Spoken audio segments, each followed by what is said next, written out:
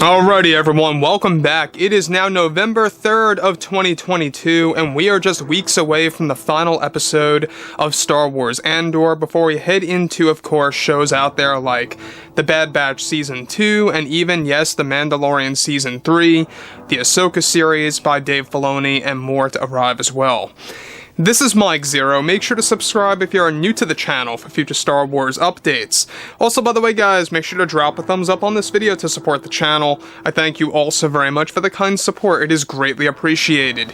Now, one thing about the new Star Wars universe between Favreau and Filoni is that they are all trying to do their very best at bringing Star Wars Legends back into the equation.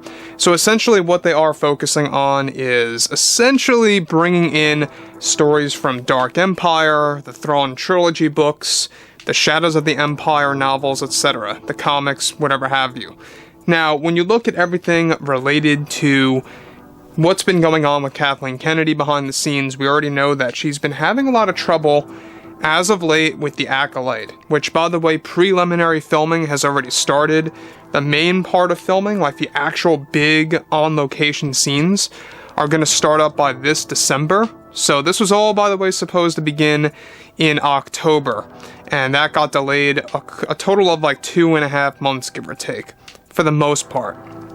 Now, with that being said, too, everything related to Kathleen Kennedy so far has led to a lot of delays, including, of course, Skeleton Crew is another prime example. You know, they had to do some reshoots with that. It's why they're still filming, since, of course, like the beginning of June, they were supposed to have an eye on ending it by November, but they're still going right now. They're going to stretch all the way until the new year.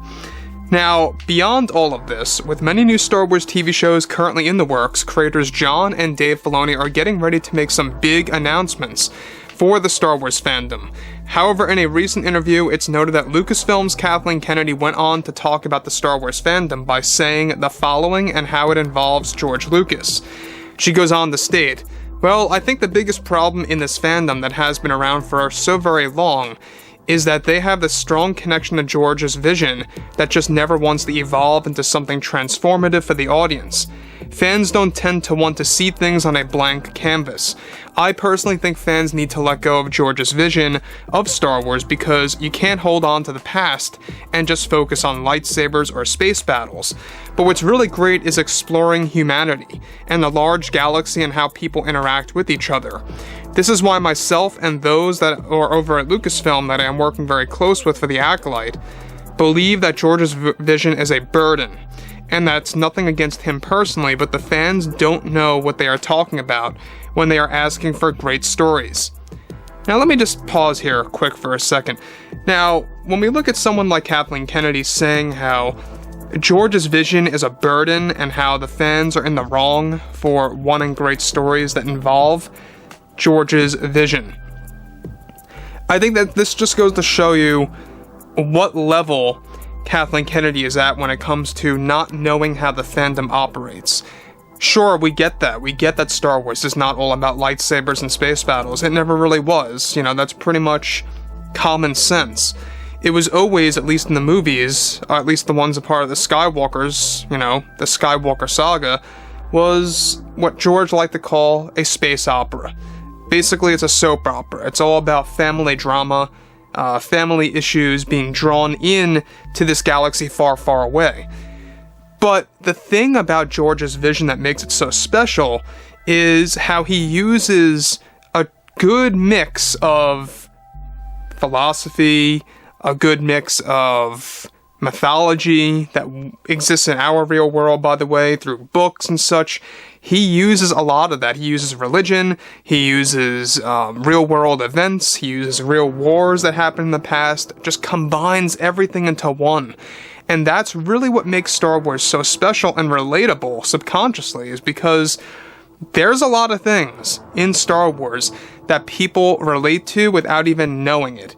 You know, that's actually a real thing that George did, is by throwing a lot of things into these stories that reach the subconscious mind, that make you think about things that you relate to without even knowing it. And I think that's why people are drawn so much to the older movies, and also to the prequel trilogy films, And yeah, the sequel trilogy had its moments and all, but it was really mostly a miss by Disney. Now, moving on to the next thing, alright? She goes on to say they just have a one-track mind. She's talking about the fans. When it involves Star Wars. All they seem to want is lightsabers and space battles. Again, it's not just about that. And it just creates a problem with the franchise and what creators want to do. Fans need to let go of George's vision and focus on other creators embracing a blank canvas that puts all of that behind. This is what we were trying to do with Rian Johnson's trilogy, which is now completely on the back burner.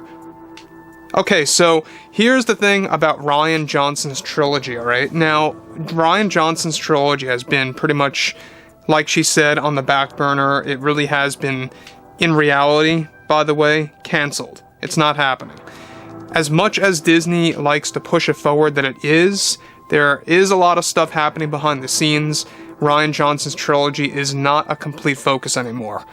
It's separated, slots for those movies have been taken up, and Rian Johnson's busy developing a Knives Out universe, or what he likes to call a whodunit universe, essentially. And when you look at it like this, Kathleen Kennedy said 3 wrong things here. Number 1, George Lucas's vision is a burden. That's not the case. I think that George Lucas's vision is very special.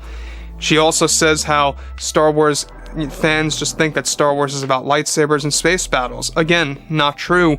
It's a role, yes, but what's real great about the franchise is, like I said before, the mythology, philosophy, religion, and all these real-world events and wars that are thrown into these films all mixed together, and or TV shows even, right? So, the thing about Kathleen Kennedy on the last part here is how she says that fans never want to adapt or evolve with a vision that detaches from Lucas. And that's what they tried to do with Rian Johnson's trilogy. Now, obviously, Kathleen Kennedy seems to have some kind of problem with the fans, some kind of issue with George Lucas personally, even though she says it's not personal.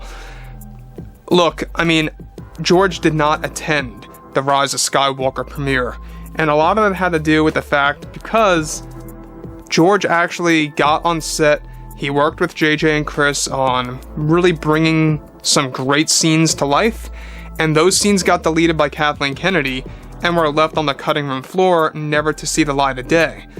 That's exactly why George decided to not show up at the episode 9 premiere. There was a real grudge between him and Kathleen Kennedy, and there still is to this day. So, it really does make you wonder exactly, why everything related to Kathleen Kennedy just keeps getting worse and worse.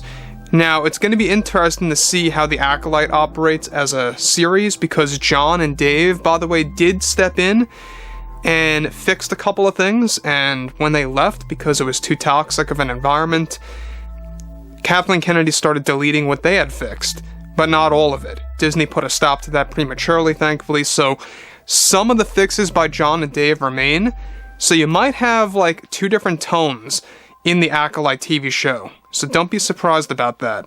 Anyways, guys, drop a comment below. Let me know what you guys have to say about all of this below in the comments, and if you guys did enjoy the content for today, make sure to drop a thumbs up on this video to support the channel. I thank you all so very much for the kind support, and I'll catch you guys next time.